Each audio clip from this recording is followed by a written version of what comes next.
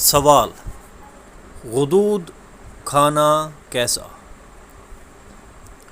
جواب: گردن پر، حلق میں اور بعض جگہ چربی وغیرہ میں چھوٹی بڑی، کہیں سرخ اور کہیں مٹیالے رنگ کی گول گول گانٹھیں ہوتی ہیں۔ ان کو عربی میں غدہ اور اردو میں غدود کہتے ہیں۔ یہ بھی کھانا جائز نہیں۔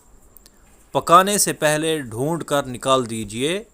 اگر پکے ہوئے گوشت میں بھی نظر آ جائے تو نکال دیجیے۔